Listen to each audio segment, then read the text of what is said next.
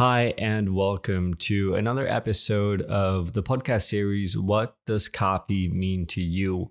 My name is Patrik Rolf, and I'm the host. And in this series, what I'm doing is I'm bringing in talented people from kind of all facts of life because throughout my coffee journey, I got some of my most important lessons and inspiration from outside of the industry. And the whole idea with this series is to connect with people doing things in different ways and learning from them, right? So far, and this is about to be episode number 6, right? And so far, we have brought in some of the most talented chefs, fashion designers, interior designers, founders of some of the most important companies in Denmark, really, and beyond. And what we're doing in this episode, which I am really excited about, is that we're for the first time are bringing in a sports person. And ever since I started this podcast series, I knew that I wanted to bring in people from the sports world because they are so interesting. And I think you can learn so firsthand about what it means to succeed in something, fail in something. There's something so practical, real, and tangible with the progress in the sports world that I think is so interesting. So in just a few seconds, we're going to sit down here with Michaela Kotaskova. And she's actually the 2 times world welterweight champion and the current region champion in boxing. And this is really so exciting. And in this conversation, we would talk about a lot of things. Obviously, her background. What does it mean to be a boxer? There's something so physical in the whole psychological aspect of it. We're talking about the journey into deciding to wanting to be a world champion, where that comes from. We find out or learn that she has this amazing ability to just get things done, really. She sets a goal and she goes for it, and she doesn't really stop until she gets there. And I think that's a lesson that we all can learn a lot from. And that goes from long charity endurance runs that she's done back in 2022 and 2023. It starts with her education back in German studies and her kind of journey into the boxing world in 2014.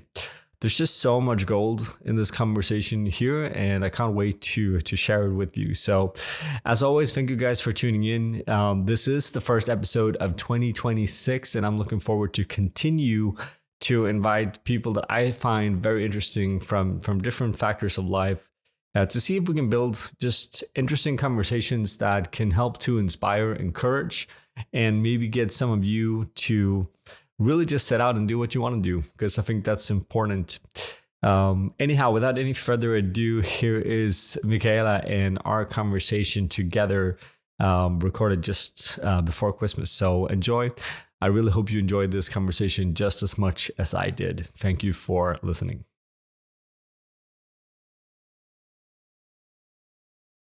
So we're about to break all of our rules again here on this podcast, because that's what we do. Because me and Michaela here is discussing when she competed in a memory competition in Czech Republic. And that's a really interesting conversation, which we were having before starting to record. So we're just going to continue.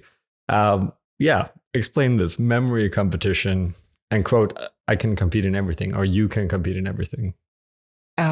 10 years ago in the Czech Republic, before I went to Austria, where I live now, I competed in the memory cards competition, kind of, because there are many different classes you can compete in memory cards. One of them is you are looking for 3 cards with not the same picture, but there is something with what is similar on the cards. It's leading you to choose 3 cards where is, for example, a thing which has a circle form, or there is something red on 3 cards, which you need understand why the cards belongs together, and you have to find 3 of them. So like similarities, synergies, connections between the cards. Can you make up that connection yourself, or is it like one official? No, there is one official. That's everybody who is playing this game can understand the connection, but you just have to know that you are not looking for the same picture. You are looking for a picture which has this similarity. So, and I was the champion, so I'm 2015 Czech champion in memory cards in this discipline. In the other one, where you are looking for two similar cards with the same picture, I didn't want. There are many children beating me in this game because children are much better in playing memory cards. Okay, and that's like, is it like a speed competition, or is it just the amount of rights you have? Or how does it work? It's a classic memory cards. You are trying to find the pairs as much as possible. You know, I play with you, for example. It's like a tournament. I play with you, and I have 10 pairs, and you have 8, and I go to the next round. So yeah, and you can win in the end. So then, like, what my question would be, first, like, how on earth do you find this competition? Like, how do you realize that you can compete in this? Was like memory something you always played and did, or like, what's the process of you ending up winning the Czech memory competition? It was actually by accident. I bought this memory game where you are looking for this 3 picture in Germany as a present for my ex-boyfriend, because we enjoyed to play many table games like memory games and puzzle and all the stuff. And I saw it in Germany as I was there for my studies, and I bought it for my ex-boyfriend. And he saw this competition and said, "Hey, look, there is a competition in this game you bought in Germany." And I was like, "Okay, I have to take part because I'm a very competitive person. So I'm competing in everything I can." Because it means also I train hard for the thing I want to compete in. And so we played a lot and I won. That's amazing, though. Actually, it's just such it's such an interesting like way for me to start this conversation also. And we're gonna come back to competition. It's been a big thing for you. There's also some coffee competitions coming up, which I'm sure we're gonna touch on as well. But to kind of follow some kind of protocol on this podcast, we should follow or start with the first question, which would then be, what does coffee mean to you? Well, I knew that the question will come. And I was thinking, okay, I will prepare very well for my answer. And of course, I didn't. So when I should tell you, now what comes in my mind is the one of the moments of the day when I can slow down completely. Because I used to brew my coffee at home. I don't go so much to coffee houses in Vienna, where I live. I used to brew my filter coffee, and it's the moment I can fully focus on something else than my to-do list of the day, because I'm a professional boxer and I have many different things to do every day, like training. I'm a coach, so I have many private sessions through the day, and I coach people in boxing group classes. And there are many more things I do, and the coffee is always the thing which brings me back to the moment I can just enjoy and don't think about my to-do list. So a way to kind of relax and just disconnect in a way from your kind of normal busy day. Yeah. And it's also a topic which, as I understood in the last months and years, is a field of learning which is so big, and I can learn many new things, and I like it to discover these topics which are much more than they seem to be. So I understood that coffee is a really big thing, and now I'm really passionate about it. Clearly, right? And then again, we're going to touch on, I'll say, your competition journey that is upcoming in coffee as well, right? But maybe first touch on the whole idea of how does one become a welterweight champion in boxing? That's a bit of a journey, you know? Yes, good question. Again, it was not by accident. It wouldn't be correct to say, but it has never been my goal to become a professional boxing world champion. I just started to train boxing because I was after this time in Germany I was talking about before. I was a little bit fat because I did my Erasmus year there in Germany, and I just lived my best life. Student in Germany, you only go to parties and eat a lot, and you don't care so much about your health. And I came back to the Czech Republic, and I was like very unhappy with my body and with my. I didn't feel well, so I decided to do more sports. I also always did, was doing sports, but nothing for a very long term. So it was always a little bit of football, a little bit of running, and other stuff. But I decided to go to the gym, and there was a boxing coach who asked me if I want to try boxing. That's the best thing to burn calories. So I said yes, let's try it. And it was the moment when I just fell in love with it. So it's kind of a love at first sight kind of thing. Yes, exactly. And then I continued with the training. I wanted to know more about the sports, because it was actually also the first fighting game I joined. I'm a very calm person. I don't like conflicts. I always run away when somebody makes some troubles, and it wasn't a thing I which was like mine. I want to fight, but then with the time I understood the background of the sport. It's more about yourself than about fighting people and hitting them to the face. It's much more about 100% of control of your body, of your reactions.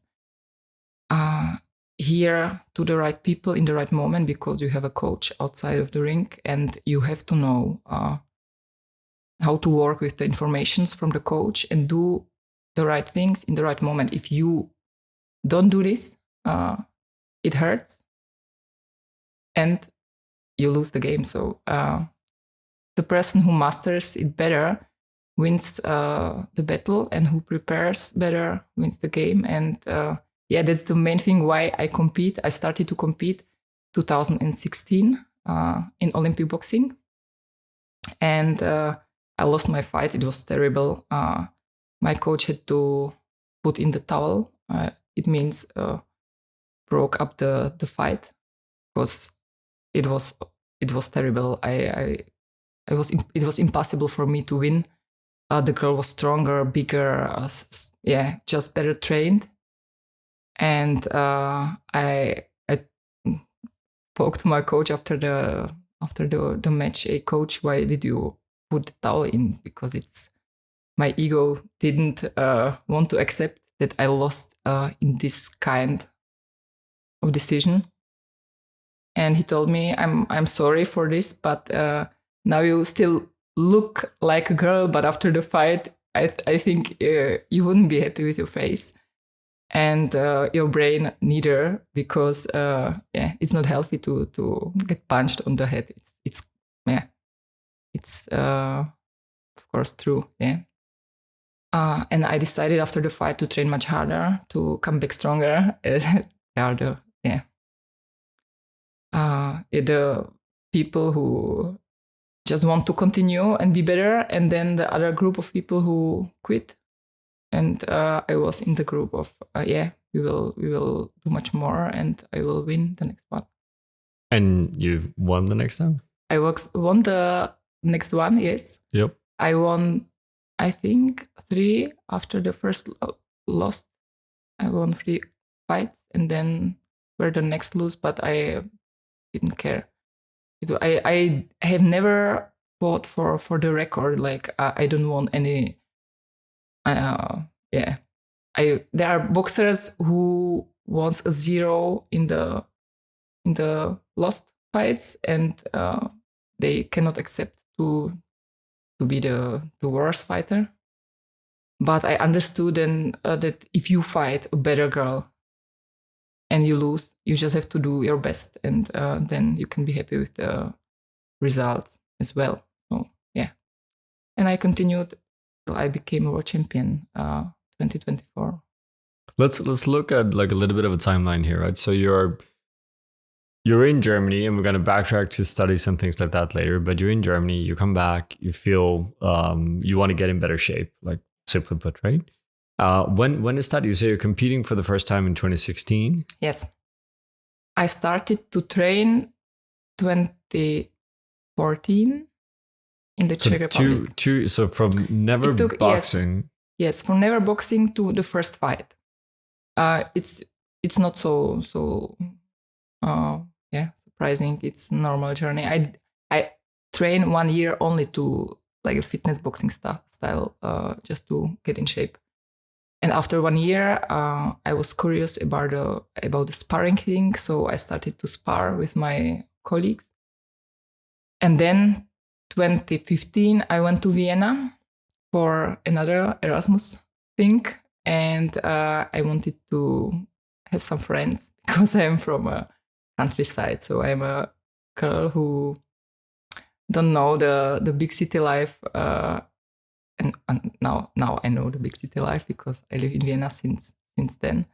But it was difficult for me to find good friends, and I decided to go to the gym because it's the place where you can find friends really fast in boxing gym, more than in a standard fitness gym.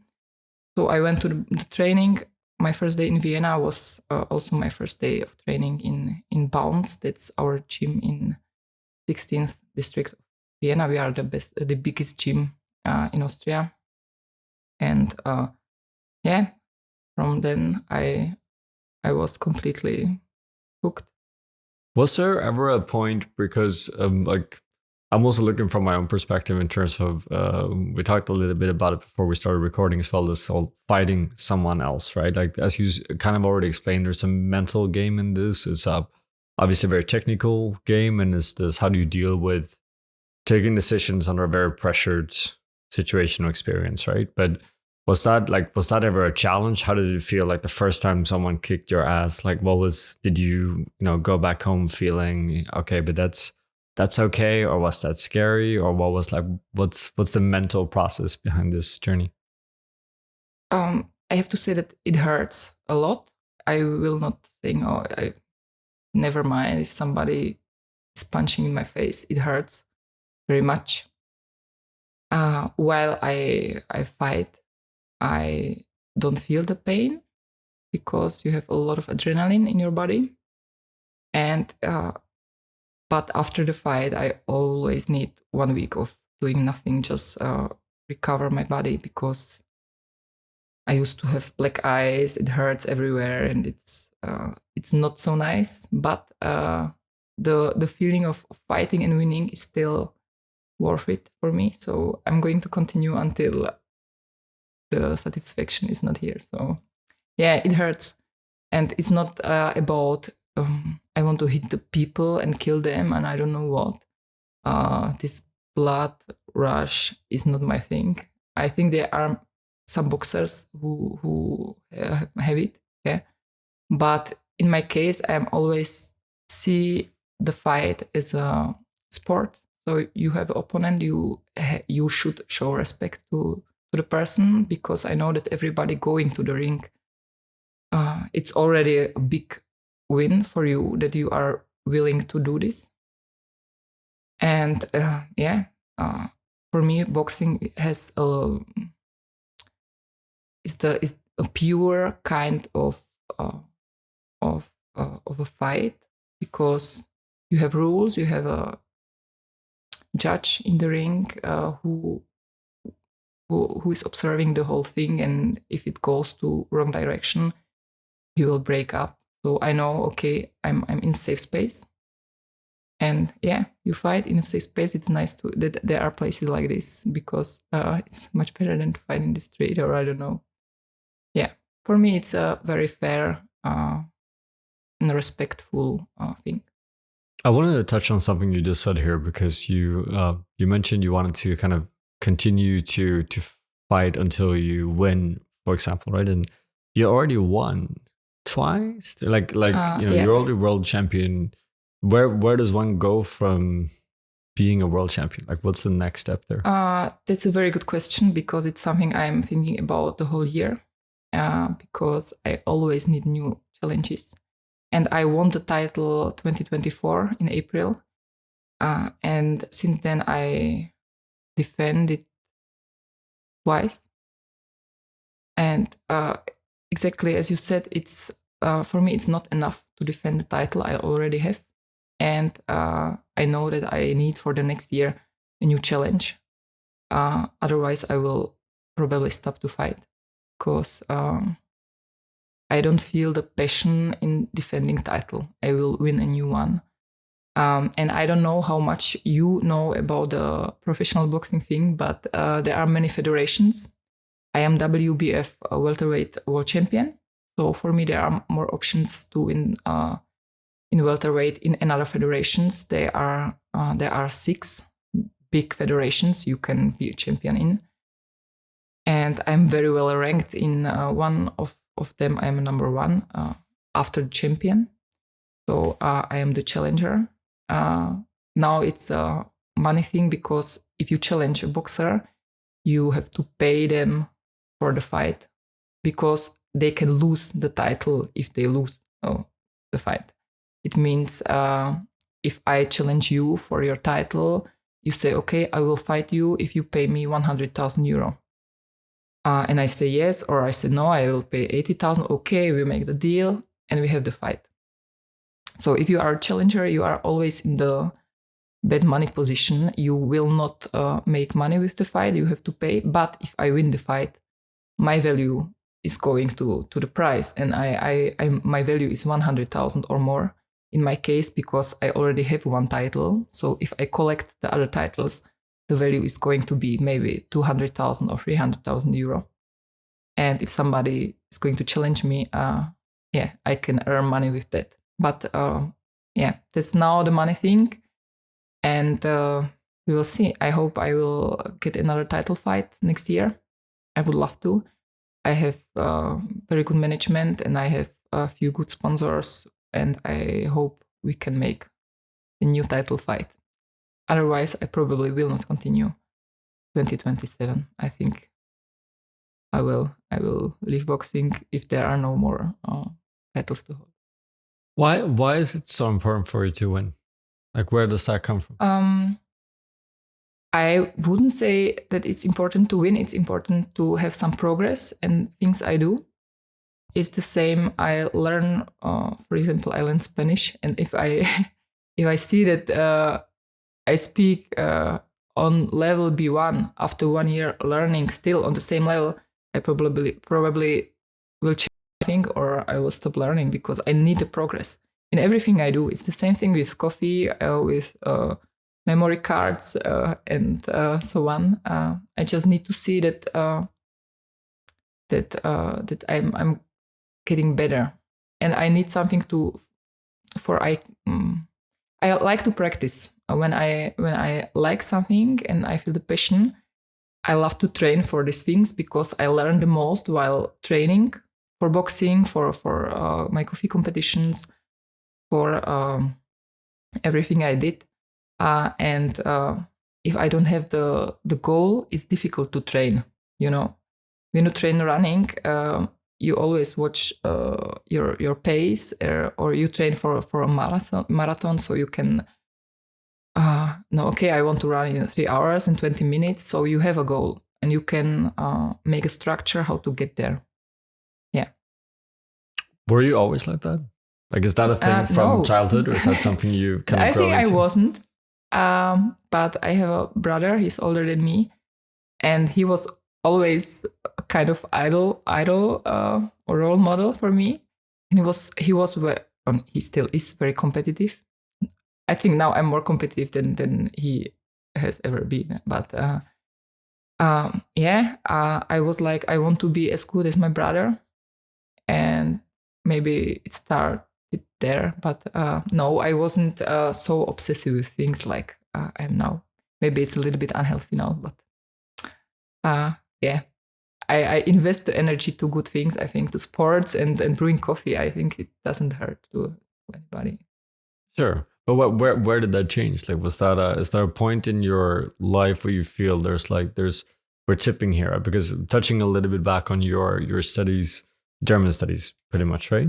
very like academic in a way in your background, right? And then you go very physical in a way, but the goal is kind of similar as in you want to progress and become better, right? But then you say you weren't always striving to, let's say, improve. You didn't have that kind of self-drive that you have now. There must be a point in your life that goes like, we're tipping over here, and now I just want to progress. I think it started with the boxing game, everything, with the first fight, with the understanding. That is a very pure form of when you train, you just you win the fights. I understood. It was so simple. I trained more and I started to win. I started to be successful, and it was a direct prize you receive. Your hand goes up, and it was very present, the moment of being better. As I was studying German studies, I was also a good student. I always tried to be as good as possible. But it was not such a direct response. And the boxing made it very simple, very, very clear. When you receive a prize, you receive the medal or the belt. In my case now, it's a very nice feeling to hold in your hands all the work you put in. I get that, and it's something that I get. I'm not a professional boxer in any shape or form, but I always say that I get a lot of my, let's say, inspiration to processing and how I do things with April from the gym, because it's such, as you say, it's maybe the simplest form of learning, right? It's like, if you want to progress, you need to do different and do better and do more. You can't lift the same thing every day. It's not going to make you stronger. You have to change something. You can't eat the same thing every day. You have to change something. You can't rest the same way. Like there has to be change for progress, right? And in that kind of, let's say, physical environment, it's very easy to see what works and what doesn't work. And it doesn't really lie. It's like, can you lift this thing? No, you can't. Then you're doing something wrong. Can you lift this thing? Then you did something right? So I get the aspect of it, and I think it's important to have these kind of, because other parts of life or studies or business, whatever, can be quite complicated. It can be hard sometimes to see progress. It's not always clear, especially when you have a lot of different things to do. But I like the analogy with some kind of physical training because it gives a lot of clarity, I think. And you can learn basically any process through it, right?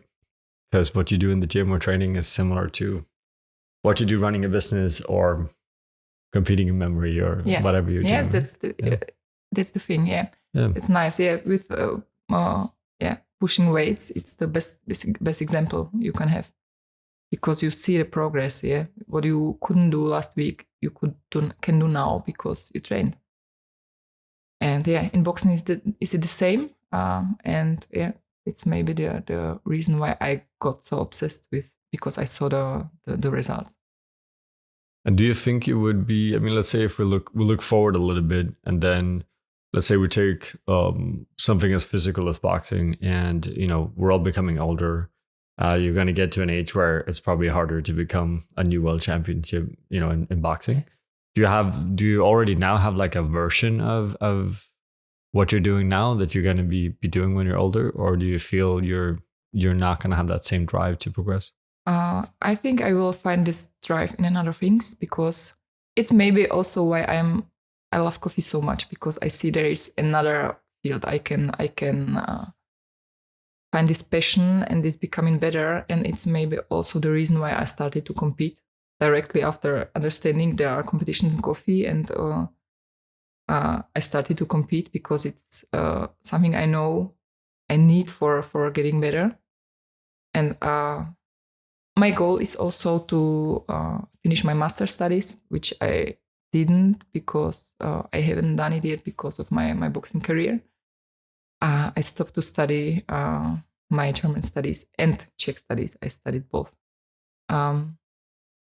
because I just didn't have enough time for it. And I don't want to do two things with 80%. I want to do one thing with 100%. So it was the reason I decided to stop my master, and I would love to finish it in the future. Yeah, and I probably will stay as a coach in our boxing gym, but I don't know yet because my life is still changing, discovering new things, and I'm a kind of person who knows that we are here not forever, and I don't wait for the right moment. So yeah, we will see. But now, for now, I am going to continue at least 1 year competing in boxing, and I will compete in coffee. Yeah, and after the boxing career as a competitor, I will start to master again to make it. Yeah, I decided it a few months ago. I will do this on the university in the Czech Republic. They offer a distance master, so yeah, it's my next project. Let's touch a bit on the whole like coffee journey because we kind of need to talk about it, right? But I think before we go into detail, I want to know a little bit, how does it feel, and is there ever a problem for you to go from like you're world champion in one thing and you're about to venture into the world of coffee competitions? Granted, a very different competition, but in a way you go from the very top in something to being, let's say, underdog. Is that a drive? Is that a frustration? That's amazing. It's that's amazing. What you're looking for. I feel I feel the drive so much. It's the same feeling I had in boxing in the beginning. And I love the feeling to be underdog. Nobody knows you. Nobody has any expectation on you. And I really enjoyed. And I took part in Canary Islands in April. In June. It was in June in the AeroPress competition in Canary Islands because I'm a big fan of Spain and especially of Canary Islands. And I wanted to compete in AeroPress. And Austria for me is my home. I love Austria. But I already know many people from the coffee scene, and I didn't want to compete somewhere where the people know me and they know, okay, that's the boxer. What is she doing now? And I didn't want that the people know me. I just wanted to be somewhere very no name and just try, because I wasn't sure what's going to be the result. And I actually placed second from 31 Spanish speaking people in the AeroPress, and I qualified for the Spanish nationals, where I lost in the first round 2-1 with the future champion of Spain. So she was really good, and I was like, I lost, but I felt not so bad because I knew it's the same like my first boxing fight. I also didn't win, but now I understand the game better. I know what it needs to get better. It's very similar like the boxing journey, and I really enjoy it. I enjoy to be underdog, and I enjoy it to know that there is such a long journey you can go to get to the top. In boxing, I am already in a point that's very difficult to get more of it. But in coffee, it feels like, okay, there are so many cool possibilities how to get better. And I already know I'm much older than as I started boxing. Now I understand what it needs to get there, and I'm sure that I probably will get better faster than in boxing. 100%, because I'm convinced it's the same process, right? It's a different application of the process, but the kind of the mentality and the strategy. If you master one thing, the only thing that keeps you from mastering a second thing is time and effort, right? Like you know all the ingredients, right? Yeah. It's the same process pretty much, right? It is, yeah. So I know that, for example, now I know that the most important thing is discipline. Okay, I always had discipline, so it's not an issue. But a strong team is the most important part, external part, I would say. You have to be competitor inside. If you are not a competitor inside, you probably will not win. But the team makes the biggest difference. And started my coffee journey, and the first thing was, okay, who I have to work with to get there. And in the boxing game before, it was like very by accident that I came to the best gym of Austria on the first day. I was a lucky girl, because if I wasn't there, it would probably go in another direction my whole life. But okay, I was lucky. I was there. But in coffee, now I know I can organize everything for having the best team in the beginning. Which you kind of already told me that you already have in a way, right? Like you've been lucky to have some good connections, I know as well.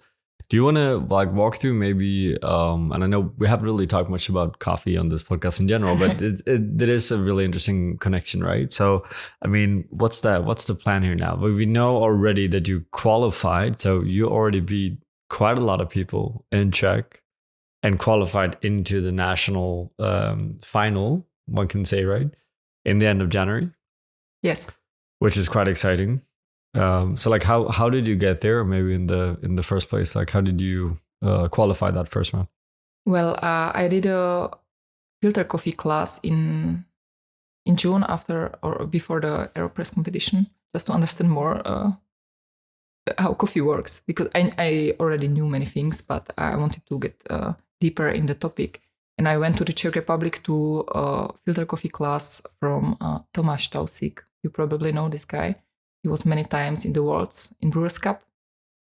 And we were talking about the AeroPress, and he told me, hey, I had a pretty nice recipe for a compulsory round in the Worlds with the AeroPress with 30 grams of coffee. And I don't know, he told me the recipe. And there is a video on my YouTube channel where I explain the recipe for the compulsory in the World Championship. And I wasn't thinking about this because for the AeroPress Championship, you can use only 18 grams of coffee. So for me, this recipe wasn't interesting. But then I saw you can enter the Brewers Cup competition in the Czech Republic, and it starts with compulsory. The first round, the qualifier, is the only compulsory round. And I felt pretty sure with AeroPress after my AeroPress competitions. So I decided to make this qualifier, and I tried the recipe from Tomáš Tausig. I saw it on YouTube, and I tried, and it tasted very well. I liked it. I was thinking, okay, this recipe is nice. I will just train it 1,000 times, and I think it can work. Because a friend of mine asked me, hey, what will I do if in the preparation time I will try my recipe and it will not work?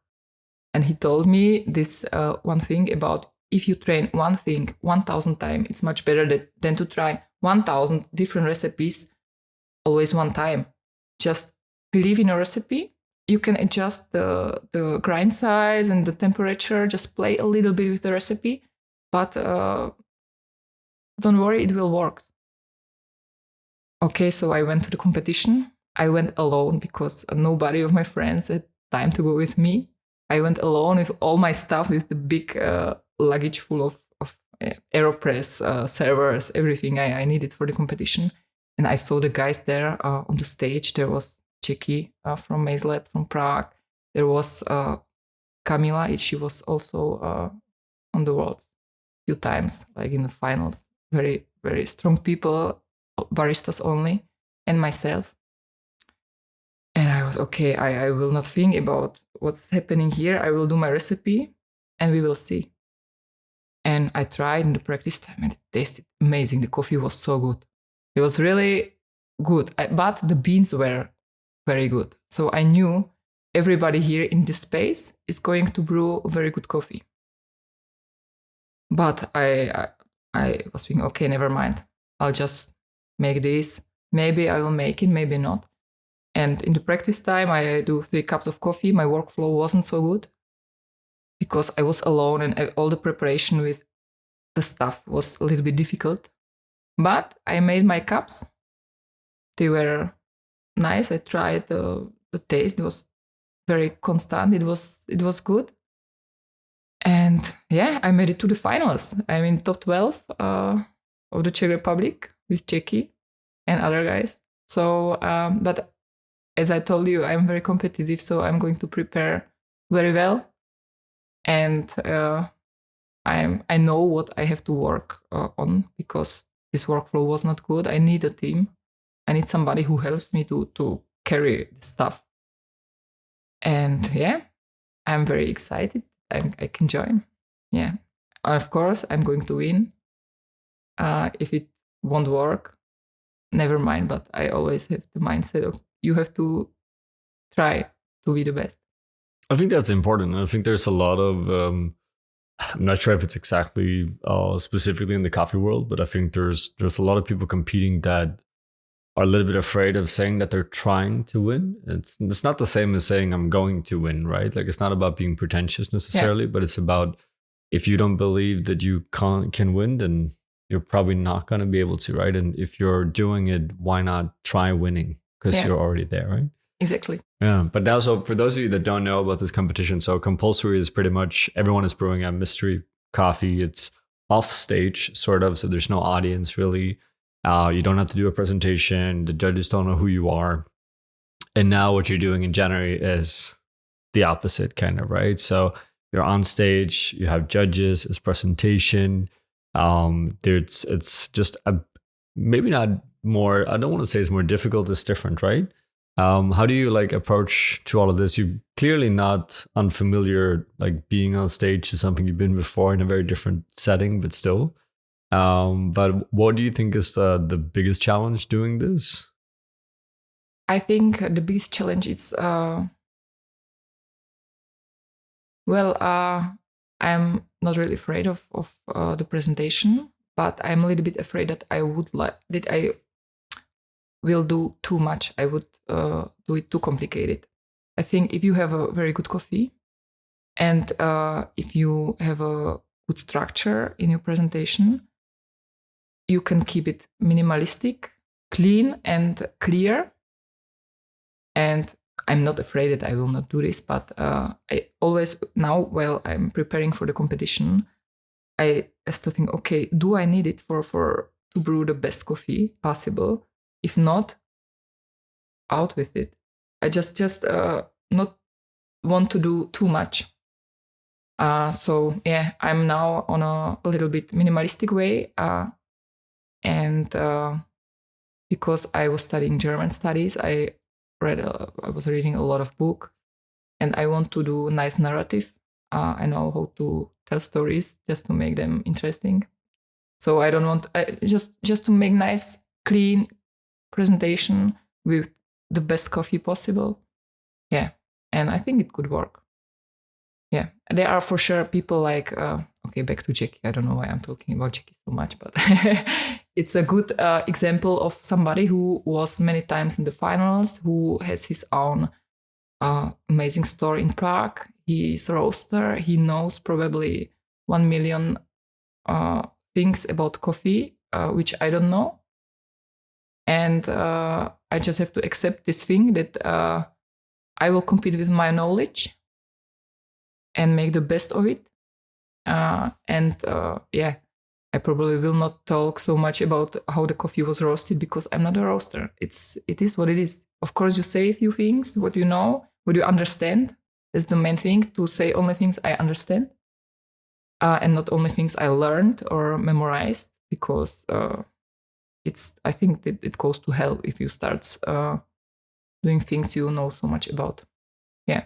So that's also the thing why I told you that the team is the most important thing. You have to know, okay, if I need a good roaster, I ask Patrik, please roast my coffee. Or if I need somebody who helps me with the presentation, I can call my friends from the university who are working on TV, and they help me with the presentation. Yeah, and if I need some water experts, I will go to, I don't know, Martin Belfer, for example. He's a pretty nice guy in Austria who also is world champion brewer. So Fairly maybe also, established, you know, that I think who can help me with this thing, and not trying to figure out everything by myself. Yeah, I'm there for brewing the best coffee possible with the best equipment possible, and I'm going to win in this way with a strong team. I think that it can work. It works very well. Did you, like, kind of on the same note but a bit different, and I'm curious because asking for help, or let's say assembling a good team, it sounds very natural to you, but I would say there's something that is not very natural to a lot of people. It's obviously, I agree with you in the sense that it's absolutely a necessity if you want to go anywhere, right? Because you can't do it completely yourself. Did you always ask for help? No. No? It was, no, I don't. Only in things which really need this, where I absolutely don't know how to make it. And in things which I really want to win. I really want to win the Brewers Cup. So I know I cannot win without good coffee. It's clear. I need a good coffee. So I need somebody who helps me with the coffee. But there are, for example, the things I went to compulsory alone with my luggage because I knew I can carry it by myself. I could ask somebody to help me, but it wasn't necessary for win to have the person who carry my luggage, But it was necessary for now when I go alone with my luggage to open service, I still can win. But I cannot go alone with my luggage without good coffee and win. I know if you understand, but there are some key points in the preparation which need the help of somebody else. And I think I can good analyze where I need the help and where I can do it by myself. Yeah. Yeah. Mm-hmm. It's so funny because you make that sound so like natural. Like, it makes perfect sense, but you're talking like someone that's been competing in coffee competitions for her whole life, and this is your first coffee competition. So that's kind of interesting, right? But I mean, absolutely. I think it's a big part in winning any competition is realizing what's the most important things, right? And what's cool now and pretty much everything we do is that all the information is accessible. Like, with a bit of research, you can actually figure out kind of what styles of coffees you need to choose, or kind of should choose in terms of caliber, how you need to present, how you need to brew coffee, right? So, like, all the knowledge for people in any kind of industry, regardless of what they want to do, is actually widely accessible, right? And the difference there is the people that choose to kind of do it or not do it, right? It's still really interesting, right? And I think a lot of people have a hard time, like some people I talk to, even coffee professionals, that goes, because I always tell everyone to compete, because I think that's the most natural way to proceed or progress in any shape or form. Mainly because of the people you meet, but also you have a deadline. You're going to be on stage. You don't want to look like a fool. So you kind of want to be a bit prepared. So you're going to learn something. But they still don't feel it's natural to compete, or they're too scared to compete, or whatever that is. And here you are just kind of jumping straight into it, right? Which is the only way to do it, I think. And it's probably the right thing to do as well. I still want to try to understand this, because you really just said it now. So, like, you really wanted to win Brewers Cup, and like, why on earth do you really want to win kind of a random? For sure, in our industry, it's a very big thing, right? For sure. So I get it, but you're not necessarily in our industry in a way, right? I mean, maybe you will be, but you still say you really want to win Brewers Cup. Like, why is that so important to you? I want to, because I really love coffee. It's not because I don't compete because I just want to compete. I want to I feel the passion, the same passion I felt in boxing. I really enjoy to drink an extraordinary coffee, and I feel the same passion like in boxing. And maybe that's the reason why I try to figure out how to get better. And as you said, competition is the best way to progress, to learn. Well, you train and you brew 1,000 times the same coffee with few adjustments. And that's why I decided to compete, because without a competition, I probably would learn also a lot about coffee, but I know that I would not learn as much as I will learn while competing. Yeah. I maybe have some troubles in my head after boxing, because I know, okay, fight is the highlight of everything. So in coffee, I see and take the structure from boxing and take it to the coffee world. But yeah, it's my way to do things. Which I think, Eric, in from my perspective, it seems like you have found some kind of clarity that a lot of people want to find. So I don't think that's a bad thing. I think that's a very good thing. That's a quite unusual thing, and I think it's a very like practical thing. And without a doubt, you are going to win. Maybe not now, but you are going to win. Like that's pretty clear. And it's not a lot of people that I talk about coffee competitions with where I would say that. So this is quite interesting. And I never actually tasted a coffee brewed by you either, right? But like there's it's so much more than just a coffee when it comes to winning. And a big part of it is just you, right? I want to segue into something completely different just because so before this episode I kind of wrote and asked like is there anything special we should talk about, or anything you've done, and completely kind of random in the context to all of this, right? But endurance races, meaning like running for a very long time, 2 times with focus on charity, right? Do you want to like talk a little bit about that? Because I thought that was pretty amazing. Yeah, of course. I'm proud of this thing or these 2 things I did. So yeah, should I go explain? For it? The whole thing? Yeah, for sure. Because I think it's really interesting, and I think it's I'm trying to understand you in the sense that you're doing all of these different, like quite different things, right? And from my perspective, this part is not necessarily a competition. So you're not necessarily doing that to win, and that's interesting because a lot of the things we talked about here has been focused on you wanting to, let's say, win or progress, right? But this is something similar, but a bit different. So yeah, walk us through. Yes, it's similar, but a little bit different. That's true. 2022, I was on Camino de Santiago in Spain, walking for some private reasons or motivations. I just wanted to think about few things which happened in my life, and I was walking to few hundred kilometers on this path. I don't know if you guys know about this Camino, but it's pretty famous. You walk from different directions to one city called Santiago de Compostela in Spain. And I was walking, and the whole time I was thinking about my life, but the whole time it was like, oh, it's not my speed. I cannot walk. It's such a nice path to run.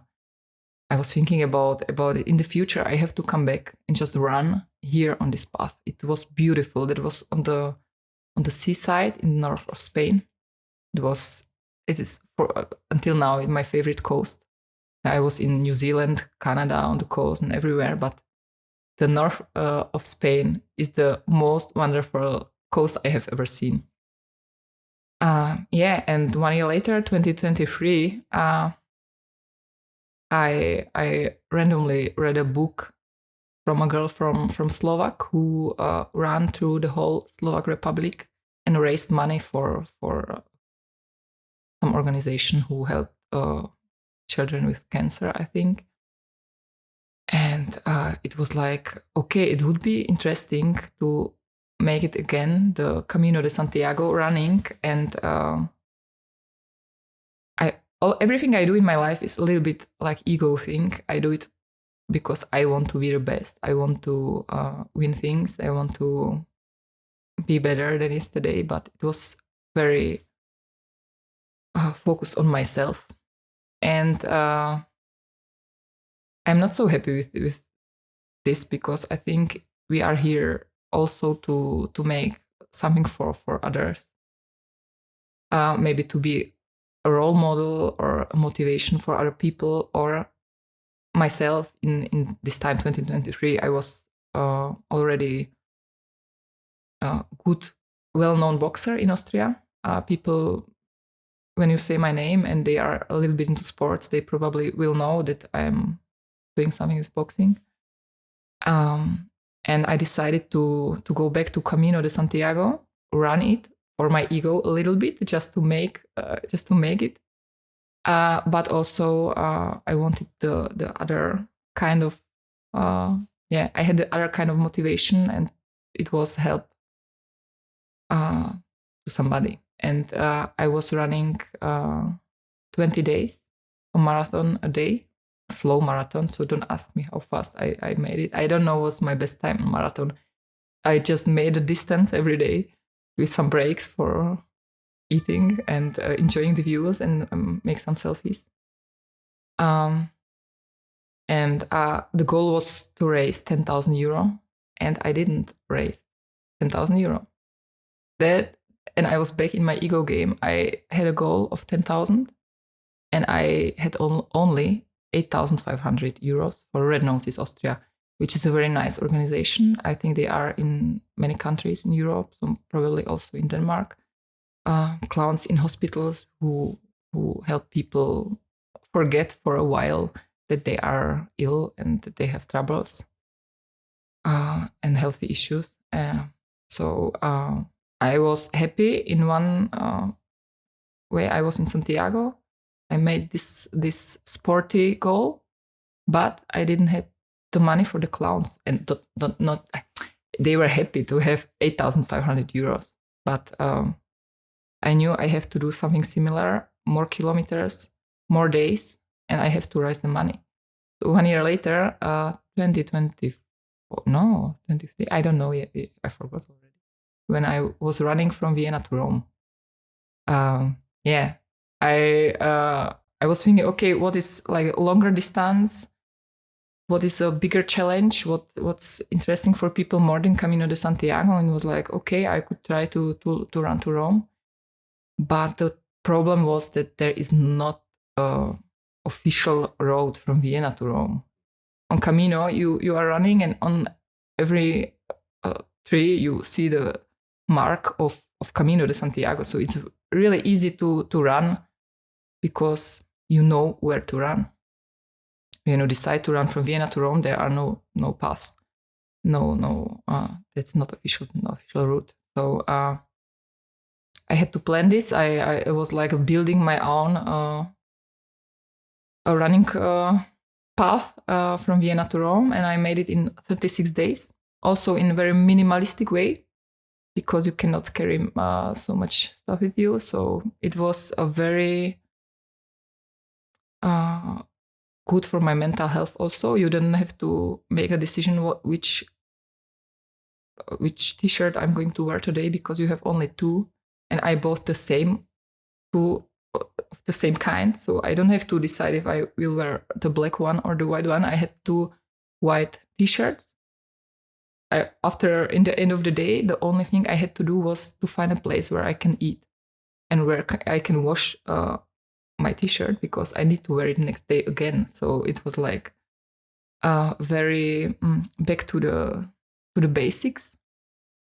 And more than 1 month, I wasn't thinking about another things, only about moving from A to B and to make it to Rome. And I did it.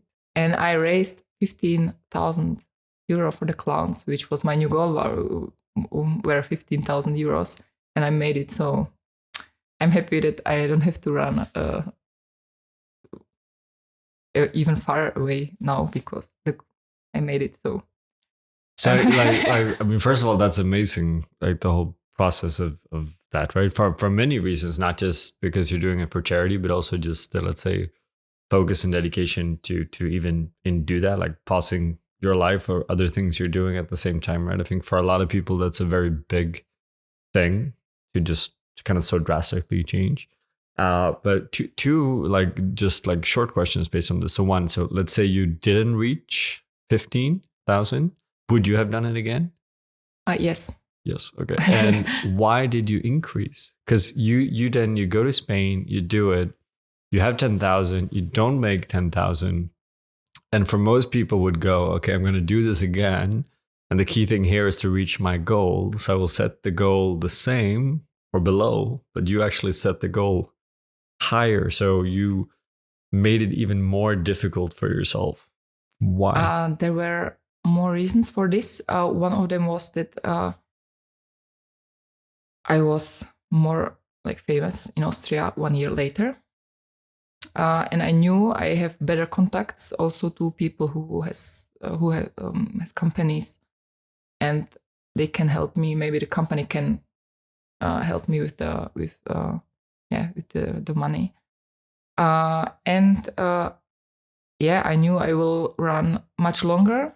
I have more time to do this. I already knew how to do this, how to ask for money or how to present the whole thing to my followers on social media. And I knew that the newspapers, for example, in Austria already know that I'm going to do this thing really. The first one was like I tried to get it to the newspapers and to Austrian TV, but nobody understood what I'm really going to do. So it wasn't so public as I wanted to have it, and I knew that when I run to Rome, it's also something more interesting for the Austrian society because I'm starting in Vienna. I will run through Austria. I can also make some interviews if they want to make it. As I was in Spain, I was very isolated, and I knew I can do it better, and I probably can make more money. So I tried, and I made it. Yeah. Again, like it's funny because you make that sound like perfectly normal, as in like, of course everyone should do that, which of course people should, but again, I don't really think people look at that. One thing, I think everybody can run from Vienna to Rome. After doing this, I think it's possible for everybody who is healthy, like who has a good body. It's not a thing that I'm a professional sports girl that I made it. It's absolutely not my sport, running long distances. Boxing is short and very explosive, and after 10 rounds, that means half an hour, it's over. I wasn't trained for running such a distance, but it was 100% a mental thing. For sure, and that's kind of the key to everything, right? Because it's the same now. Like now, you're trying to win a World Coffee Championships, right? And I mean, I never won one, but the truth is still anyone could win that, right? Like it's not a specific person that wins that, right? It's not necessarily always a specific skill set to some degree as well. Like everyone could, but that makes it even more interesting because everyone don't, right? And what's more interesting is that within that equation, you have people that really want to, but they still don't, right? And then it's about understanding, but why don't you? And what is it that you're missing there, right? So what's interesting with you is of course the things you do, but that you somehow hack the understanding that no, but you could if you want to. You just have to do it, right? And I don't think that's so common. I want to touch kind of on that as well, and we are running out of time, but I'm gonna do what I always do and go over time, which you shouldn't do in a coffee competition, by the way. No worries. Tips number one. Because it kind of feeds into what we're talking about right now in a different kind of way, because you're a competitor, but you're also a coach now, right? Like you're a trainer, you're helping someone else maybe do something similar to what you're doing now, right? What's that like, and what's the approach that you have when you go into that? I used to coach people who are already very motivated to do this. I don't like to coach people who are lazy and need to kick their ass.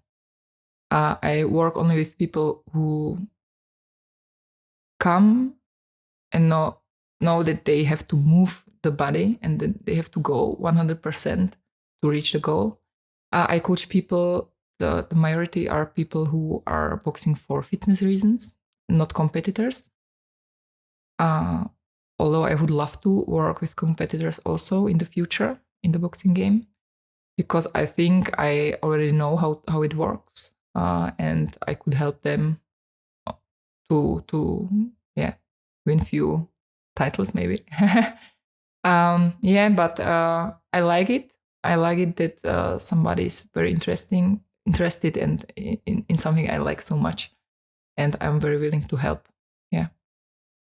What has been has there been any challenges with kind of going into the coaching role, or is that just a natural thing for you? Very challenging was for me to train children and teenagers. because that's a different kind of teaching. You don't teach only boxing. You have to educate them in a way to explain the values behind the sports, because many teenagers go to the gym because they want to just punch people, and it's not the right place to be, because boxing is a very strong, very strong focus on values, like as a respect, communication with your training buddy, and you have to take care of your training buddy. It's not like I go there, make some sparring, and I don't care what happened with the other guy. It's not this thing in the training and in the competition either. After every competition, I ask my opponent, "Hey, how are you doing? Is everything fine? Can I help you with something?" When I see the person is not doing well, and it's always a very friendly conversation after every fight, and I try to explain to the younger guys going to the gym, "Hey, you are in a sport which the value is even more important because you are going to hurt another person." So it was pretty challenging. Now I'm not a coach of teenagers and children because I just didn't have the time and energy to invest in it, and I know what it needs, and I know I don't have the energy.